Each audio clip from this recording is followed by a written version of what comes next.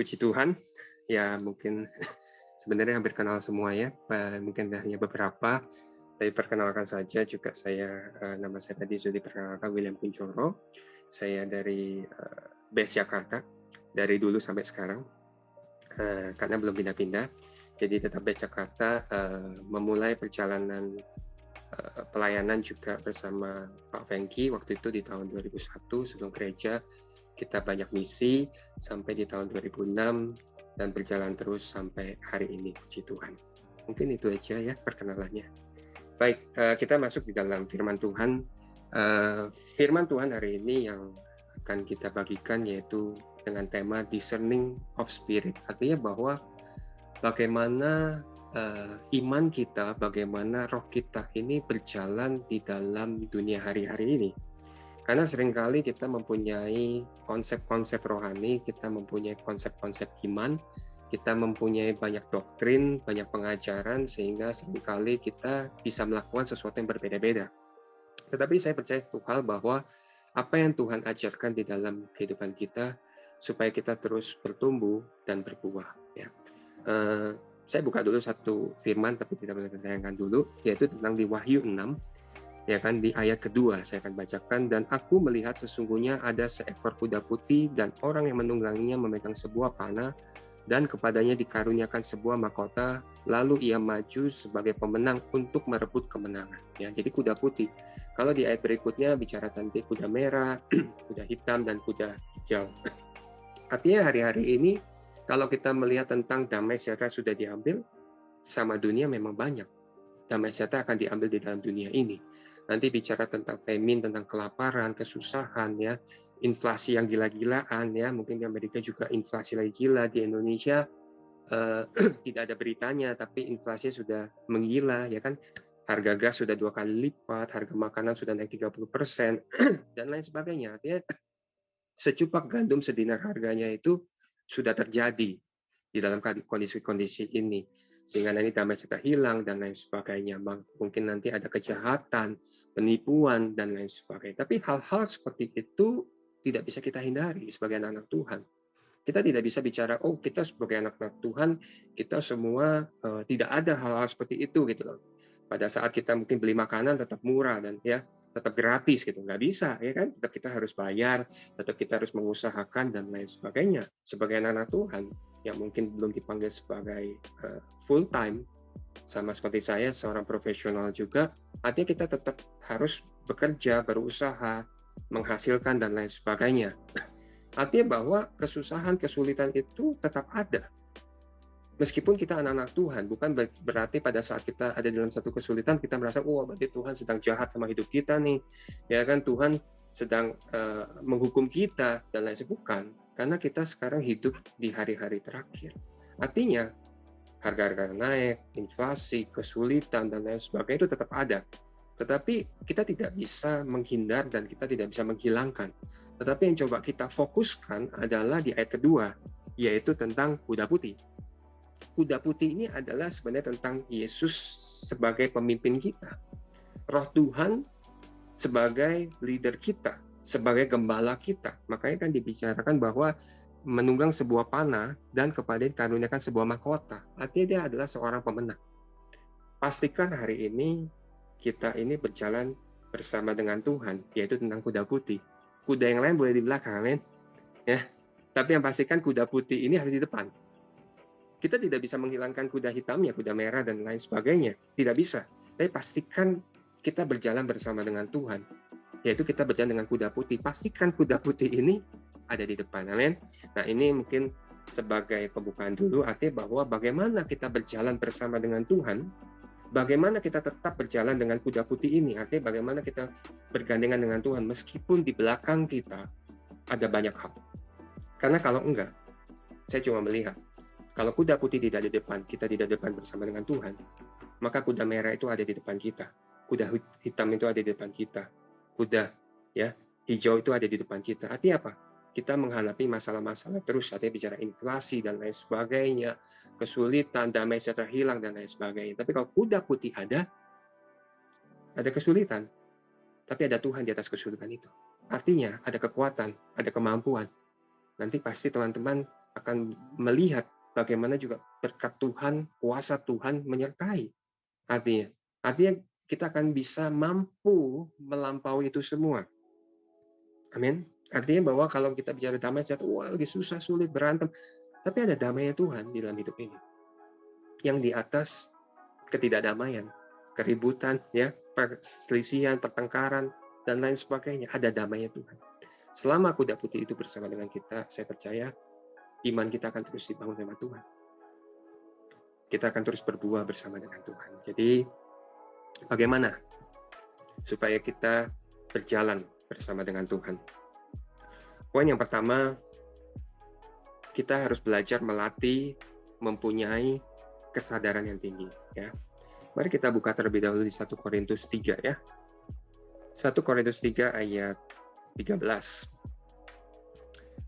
Sekali kelak, pekerjaan masing-masing orang akan nampak. Karena hari Tuhan akan menyatakan sebab ia akan nampak dengan api. Dan bagaimana pekerjaan masing-masing orang akan diuji oleh api itu. Artinya hari-hari ini adalah hari-hari Tuhan. Api yang Tuhan berikan, yang Tuhan izinkan, yaitu mungkin ada kesulitan, dan lain sebagainya, inflasi, dan lain sebagainya, itu akan menguji kita. Menguji kita bagaimana kita itu diuji oleh api, apa yang baik dari Tuhan, apa yang sempurna dari Tuhan. Itu akan dipisahkan oleh Tuhan. Semua akan diuji sama Tuhan. Bukan karena Tuhan menguji hidup kita, tapi Tuhan menguji tentang bagaimana cara hidup kita, bagaimana karakter kita, bagaimana buah yang harus kita hasilkan, bagaimana pekerjaan kita bersama dengan Tuhan, pekerjaan kita yang Tuhan percayakan di dalam profesional duniawi. Apakah kita semakin baik, semakin sempurna, semakin benar di hadapan Tuhan. Nah, ini yang nanti Tuhan akan uji. Karena itu setiap masing-masing orang harus mempunyai kepekaan, mempunyai kesadaran bagaimana roh Tuhan itu nanti akan mengajar hidup kita. Artinya kita tidak boleh menjadi orang-orang Kristen yang cuek. Yang mungkin merasa gini, saya kan punya Tuhan. Tuhan pasti tolong kok, Tuhan pasti berkati kok. Tuhan tidak menginginkan itu. Kuasa Tuhan tetap pasti ada terjadi. Ya. Berkat Tuhan senantiasa menolong hidup kita. Tetapi apakah kita bisa menjadi bejananya Tuhan yang Tuhan pakai? Yang Tuhan senantiasa ajar di dalam hidup ini supaya kita berguna buat orang lain. Ya, kita bisa menjadi berkat buat banyak orang. Ini yang kita harus kerjakan hari-hari ini. Karena itu api itu akan datang. Sehingga setiap kita diuji oleh api, artinya apa? Saya selalu mengingat bahwa ujian api itu bicara pasti apakah kualitas moral kita itu baik. Apakah kualitas spirit kita, jiwa kita itu baik pada saat diuji. Ya kan? Apakah pada saat kita diuji, kualitas moral kita menjadi kualitas moral yang tidak menghasilkan karakter Kristus? Jangan. Belajar supaya kita mempunyai moral quality, artinya ada kualitas moral di dalam hidup ini. Ya. Dan mempunyai kualitas jiwa yang senantiasa mau dekat sama Tuhan. Apapun hari ini kesulitan kita, pergumulan kita, apakah kita rindu bersama dengan Tuhan, duduk diam bersama dengan Tuhan, mencari Tuhan dengan sungguh-sungguh. Saya percaya kekristenan hari ini bukan berbicara tentang bisa atau tidak bisanya, pandai atau tidak pandainya kita mengerti firman Tuhan, tetapi apakah kita mau duduk bersama dengan Tuhan, mau ada tugas nggak ada tugas, mau sulit nggak sulit, mau nggak kita belajar untuk duduk diam bersama dengan Tuhan, belajar mendengarkan Tuhan, meskipun itu hanya 15 menit, 30 menit. Bukan bicara tentang keluh kesah doa kita dan lain sebagainya, tapi berbicara tentang bagaimana Tuhan berbicara di dalam hidup kita. Nah, ini akan memperkuat kualitas daripada moral kita, kualitas daripada spirit kita, jiwa kita. Supaya pada saat kita menghadapi tadi ya ada inflasi tinggi, damai sejahtera yang dicuri dan lain sebagainya, tetapi tetap ada damai di dalam hidup ini, ada kerukunan di dalam hidup ini, dan ada kualitas-kualitas yang bisa kita hasilkan. Dan kualitas rohani ini bagi kita anak-anak Tuhan yang bijaksana harus senantiasa belajar untuk menimbang. Bukan karena tadi hebatnya kita mungkin mengerti firman Tuhan, berapa banyaknya kita beribadah, bukan. Tetapi kita harus bisa peka dan kita mempunyai kesadaran untuk kita senantiasa menimbang, pastikan bahwa bobot rohani kita itu jangan terlalu ringan. Sehingga kita gampang tergoyang, kita gampang untuk kecewa misalnya, kita gampang untuk kita bukan cuman kita mungkin kita pintar, kita pandai, kita mempunyai koneksi banyak dan lain sebagainya, kita akhirnya mengandalkan diri kita sendiri. Itu kualitas rohani yang menurut saya menjadi ringan. Bukan apa yang kita kenal, apa yang kita ngerti, pengalaman kita, dan lain sebagainya, tapi mempunyai kualitas rohani yang senantiasa bergantung sama Tuhan, mengandalkan Tuhan, mencari Tuhan, bertanya kepada Tuhan, sehingga kita senantiasa hidup di dalam anugerahnya Tuhan. Nah, ini yang semakin hari nanti hari-hari ke depan kita semakin memerlukan anugerahnya Tuhan, supaya kita tetap berjalan di dalam kehendak-Nya. Dan inilah hari-hari terakhir ya. Jadi di hari-hari terakhir ini itu sudah dinubuatkan oleh di dalam firman Tuhan, sudah diceritakan, artinya ya pasti terjadi. Tetapi pastikan kita ada di dalam kuda putih itu dan kita tetap berjalan di depan itu. Ya, semakin lari kencangnya kita harus semakin kencang ya kudanya ya. Semakin yang di belakang itu semakin larinya semakin kencang ya kita juga harus semakin kencang. Kalau kita nggak makin kencang, akhirnya kuda itu di depannya. Yaitu mulai nggak ada damai, merasa nanti mahal dan lain sebagainya, sulit, susah dan lain sebagainya. Ya, saya melihat hari-hari ini saya belajar bagaimana sampai hari ini Tuhan tetap memberikan hikmat di dalam hidup saya juga. Ya kan, kita di dunia industri F&B ini sesuatu yang sulit sebenarnya. Ya kan, apalagi masa-masa pandemi semua dan lain sebagainya. Tetapi saya melihat apa yang Tuhan berikan Rema di tahun 2018 mengenai satu roti yang diberkati Tuhan lebih dari cukup dari banyak roti yang kita kerjakan. Artinya bahwa ada sesuatu yang Tuhan akan tolong di dalam hidup ini. Asal kita tetap hidup di dalam jalan-jalan Tuhan. Karena itu saya percaya di hari-hari ke depan fokus kita bukan menghilangkan tadi kuda-kuda yang lain, tetapi apakah kita berjalan bersama dengan Tuhan, mempunyai kualitas rohani yang peka, yang sadar, ya kan, yang mempunyai bukan cuma sadar rendah, tapi sadar yang tinggi, supaya kita mengerti bobot rohani kita hari ini di mana. Karena nanti akan diuji oleh api. Ayat selanjutnya di ayat 16 dan 17 tadi ya, masih di 1 Korintus 3. Tidak tahukah kamu bahwa kamu adalah bait Allah dan bahwa roh Allah diam di dalam kamu? Jika ada orang yang membinasakan bait Allah, maka Allah akan membinasakan dia. Sebab bait Allah adalah kudus dan bait Allah itu ialah kamu. Oke. Kalau saya baca di Amplified Bible sedikit ya, berbicara mengenai bahwa do you not discern and understand that you, the whole church ya, ini waktu itu di Korintus, berbicara Paulus, are God temple.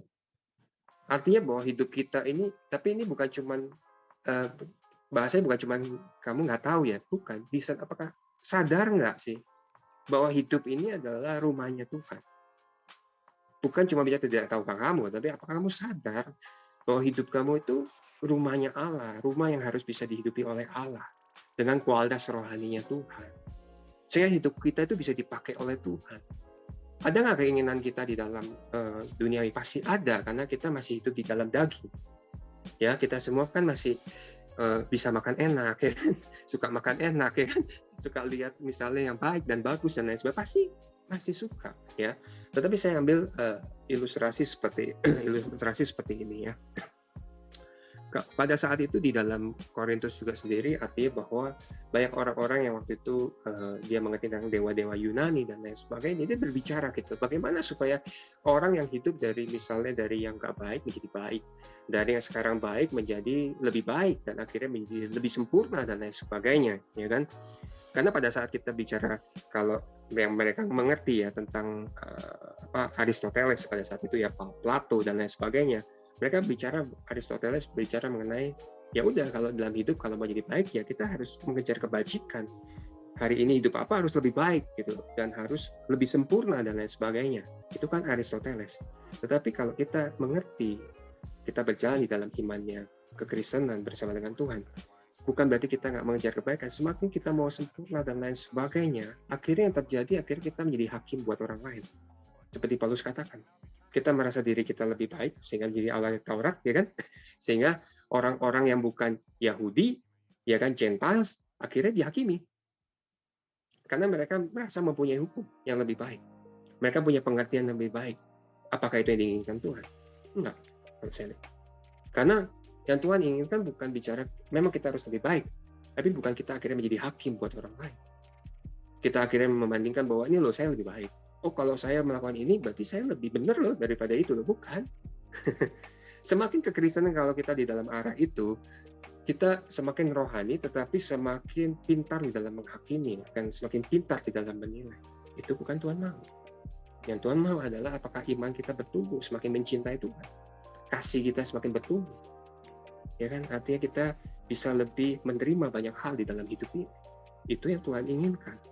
Ya, tapi kalau kita bicara Plato ya, kalau Plato kan bicara ya sudah jauhkan aja pandangan kita dari dunia gitu ya kan, cuma lihat sesuatu yang kekal. Ya ini mungkin nanti lama-lama jadi biksu ya. Artinya nggak boleh lihat apa-apa nih, ya kan, dan lain sebagainya. Ya Paulus pun berbicara gitu loh. Kalau kita mau melakukan misalnya, oh ini nggak bisa, kita tutup mata kita. Yang Paulus katakan apa? Aku ingin berbuat baik, tetapi yang jahat itu muncul. Kenapa? Karena hidup kita ini daging, ada dagingnya. Selama daging ini ada, maka hukum di dalam hukum Taurat itu bekerja di dalam hidup kita. Semakin kita hanya bicara tentang hukum Taurat, maka dosa itu akan besar di dalam hidup kita. Nah itu bukan Tuhan yang mau kan? Tuhan mau juga. Artinya apa? Hiduplah oleh Roh hari-hari ini. Amin. Punyalah kesadaran untuk kita mau dipimpin oleh Roh Tuhan. Artinya kita menyadari bahwa hidup kita ini ada daging loh. Beda kan? Tadi bukan bicara kita menghilangkan dagingnya, tapi kita sadar hidup kita ada daging, ada keinginan. Ya, pasti dong ada yang kalau makan pilihannya enak sama nggak enak mau pilih yang mana? Masa nggak enak terus? Pasti suka makan yang enak ya. Misalnya baju mau beli yang bagus apa nggak bagus? Masa nggak bagus terus? Pasti mau yang bagus. Artinya hidup kita itu pasti ada daging. Tetapi kita harus menyadari bahwa roh lebih besar daripada daging kita. Bahwa roh yang Tuhan berikan di dalam hidup ini lebih besar daripada yang ada di dunia ini, yaitu keinginan daging kita. Artinya apa? Artinya kita masih melihat sesuatu yang daging. Mungkin ada keinginan, kemauan. Tetapi roh Tuhan yang bekerja. Sama kayak tadi, ada damai sejahtera yang dicuri semua, inflasi, kesusahan. Ya kalau bicara tentang pengamat ekonomi, sulit semua gitu kan istilahnya. Tetapi ada roh Tuhan di atas itu semua. Artinya hari-hari ini, mari kita belajar untuk senantiasa dekat sama Tuhan. Nah, kalau kita mempunyai tadi kualitas moral yang baik itu seperti apa sih? Punyalah nilai yang baik. Ya, saya selalu melihat bahwa you need to have a good value gitu, in life. Ya, punya value yang baik, punya attitude yang baik, dan punya prioritas yang baik di dalam hidup ini. Ya, artinya mempunyai nilai moral yang baik di dalam hidup ini. Nilai-nilai Tuhan, nilai-nilai kebenaran Tuhan, bukan dengan cara dunia. Ya kan? Tetapi dengan cara Tuhan di dalam hidup ini, mempunyai satu attitude, ada sikap hidup di dalam Tuhan. Orang yang semakin hari semakin berjalan bersama dengan Tuhan, pasti sikap hidupnya mulai diubahkan sama Tuhan. Ya, makanya arti daripada kata bertobat adalah metanoia. Artinya bukan dari yang dosa menjadi nggak dosa, tetapi bertobat terus. Artinya apa? Merubah konsep berpikir kita. Bagaimana kita melihat hidup bersama dengan Tuhan. Ya, bagaimana kita melihat tangan Tuhan tadi kuda putih itu di mana? Bukan berarti kita menghilangkan segala sesuatu yang kuda-kuda di belakang kita, tetapi kita tetap berjalan bersama dengan Tuhan. Artinya kita mempunyai kesadaran, karena bahaya loh. Kalau kita nggak sadar ada kuda putih itu, ya kita tenang-tenang aja ya. Hidup saya baik-baik saja kok ya, nggak susah, nggak sulit dan masih baik. Artinya bisa saja kita ketinggalan kalau kita nggak sadar, sehingga akhirnya kita mulai tertinggal. Nah ini mari hidup kita hari-hari ke depan punyalah kesadaran yang tinggi untuk kita senantiasa hidup dipimpin oleh Roh Tuhan. Karena hidup yang dipimpin oleh Tuhan pasti akan mau terus berjalan di dalam terang Tuhan. Ya. Seringkali kita melihat gelap, tapi sebenarnya gelap itu akan terus ada di dalam hidup kita kalau nggak ada terang. Ya. Kayak di dalam ruangan kan, sebenarnya gelap, tapi bukan gelap sebenarnya, karena lampunya belum dinyalakan. Kalau pada saat lampu dinyalakan, kita nggak bilang itu gelap ruangan itu. Ruangan itu terang. Sama-sama dengan hati kita. Hati kita adalah rumah Allah. Kalau hidup kita ada firman-Nya Tuhan, ada anugerahnya Tuhan, bukan karena kemampuan kita, bukan karena kita pengen sempurna melalui kehendak kita, ya kan? Tapi karena anugerah Tuhan menyempurnakan kita, maka kita terus ada terang di dalam hidup itu. Ya, ada gelapnya, ada. Kalau terangnya nggak ada, gelap lagi ya. Jadi ya, ada kalau terang itu hilang, ya gelap lagi. Jadi kita nggak bisa menghilangkan gelapnya itu. Sama, kita masih hidup di dalam daging. Daging ini tidak bisa kita hilangkan. Cuman rohnya itu harus lebih besar dari kekuatan daging itu. Kita harus melatih iman kita terus, moral kita terus, supaya kekuatan iman kita, roh Tuhan itu lebih besar dari daging kita. Sama, terang itu akan terus bercahaya di atas kegelapan. Artinya, terang itu ada di dalam kegelapan itu. Jangan sampai justru terang itu nggak ada sehingga kita hidup di dalam gelap. Ya kalau nggak gelap, susah ya, ketabrak. Ya, nggak kelihatan ya, makanya salah terus. Salah ngambil langkah, salah ngambil tujuan, salah melihat tujuan, ya, salah mengambil jalan-jalan the God's way, the path of God, ya, akan salah terus karena terang itu tidak ada di dalam hidup itu. Dan terang itu adalah Roh Kudus itu. Ya, kita tidak bisa berbuat apa-apa. Kalau Tuhan mengambil terang itu juga kita nggak bisa ngapain. Ya, artinya kita harus terus senantiasa hidup bergantung dengan terangnya Tuhan. Dan orang yang hidup terus di dalam terang juga hidup di dalam menjadi hidup kita. Ini Roma 12 ayat 2 ya, berbicara mengenai bahwa persembahkanlah hidupmu supaya yang menjadi berkenan, yang hidup dan kudus di hadapan Tuhan. Artinya hidup ini adalah harus berguna. Apapun kondisi kita hari ini, posisi kita hari ini, pelayanan kita hari ini, pekerjaan profesional kita hari ini, tetaplah menjadi berguna. Jadi hidup. Karena pada saat hidup itu, maka terang itu terus bersinar di dalam setiap kehidupan kita. Sehingga kita tidak lagi nanti bisa menilai orang, menghakimi orang, tapi kita mulai berjalan di dalam terang itu. Dan mempunyai kasih yang senantiasa Tuhan berikan. Saya percaya hari-hari ke depan, kasih Tuhan harus semakin sempurna di dalam hidup ini. Ya, karena kalau enggak, hidup kita akan pasti mudah kecewa. Ya, hidup kita pasti akan mudah menilai orang, menghakimi orang dan lain sebagainya. Dan nanti bilang, itu orang Tuhan tapi kok sifatnya seperti itu sih. Itu orang begitu tapi kok ya jadi akhirnya kasih tidak bertumbuh di dalam hidup kita. Pada saat kasih itu bertumbuh, maka kita tetap di atas kuda putih itu. Amin. Kita tetap berjalan bersama dengan Tuhan. Bukan karena kebenaran kita, tapi karena kebenaran Tuhan. Kasih itu harus tetap di dalam hidup ini. Jadi hidup yang mau dituntun oleh Roh Kudus, artinya mau terus dikuduskan Tuhan. Ya, artinya rumah Tuhan ini kan harus terus dikuduskan. Hidup kita kan ada daging tadi ya. Karena dikuduskan tuh jangan bicara sesuatu yang wah tiba-tiba sempurna ya. Bukan, dikuduskan tuh kan bicara tentang dipisahkan yang pertama. Saya bicara ya, orang yang dikuduskan itu berarti dipisahkan. Dipisahkan dari apa yang saya nggak bicara yang baik yang buruk, ya, yang enak nggak enak ya nggak enak. Tapi saya cuma bicara bahwa dipisahkan tuh apa yang menjadi milik Tuhan dan apa yang bukan. Jadi hidup yang dipisahkan, yang dikuduskan tuh kita akan mulai bisa melihat, mempunyai kepekaan. Kita akan mulai bisa merasakan, ya punya kesadaran yang tinggi. Apa yang milik Tuhan dan apa yang bukan milik Tuhan. Nah, itulah hidup kita akan terus dikuduskan Tuhan. Hidup kita akan terus disempurnakan oleh Tuhan hari demi hari. Sehingga disempurnakan dalam iman, ya, dalam pengharapan, dan di dalam kasih kita. Amin. Karena itu, mari terus berjalan terus di dalam Roh Kudus Tuhan, supaya hari-hari ke depan kita tetap berjalan di dalam langkah-langkahnya Tuhan. Jadi jika mengacu kepada asal kata kekudusan senantiasa bicara tadi ya, dipisahkan. Dan berikutnya adalah disempurnakan. Sehingga kita, apa yang ada, itu yang sudah menjadi milik Tuhan. Mari kita buka kembali di dalam firman Tuhan di 1 Korintus 4 ayat 20, ayat terakhir. 1 Korintus 4 ayat 20. Terakhir ya. Jadi sudah bicara bahwa kita harus punya kesadaran yang tinggi. Bahwa apa yang miliknya Tuhan bukan miliknya Tuhan.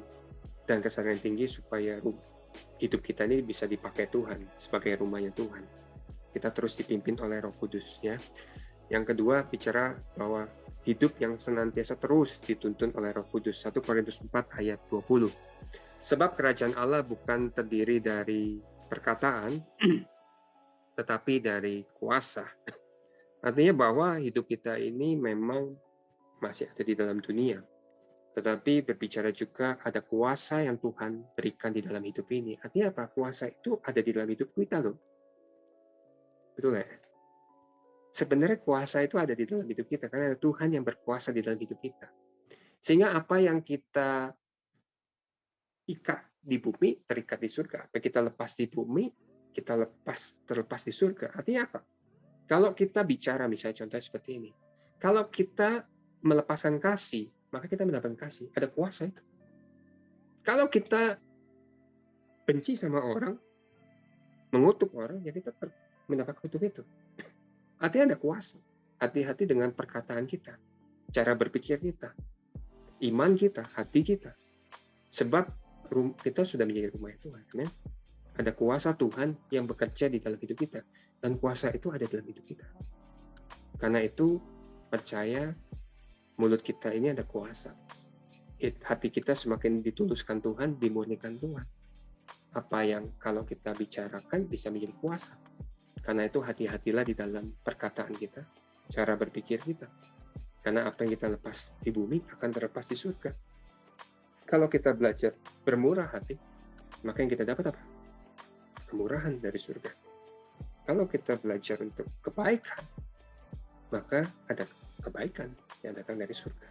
Itulah kuasa yang akan menyertai hidup orang-orang percaya di hari-hari terakhir. Karena itu, terus percaya sama Tuhan, berjalan bersama dengan Tuhan, melekat mendekat bersama dengan Tuhan, apapun kondisi hari ini, supaya senantiasa hidup kita ini tetap bersama di dalam kuda putih itu. Ya, kuda-kuda yang lain bukan mengejar di belakang, tetap mengejarnya, tapi nggak sampai akhirnya kebalap. Tetapi ada kuda putih, yaitu hidup kita bersama dengan Tuhan.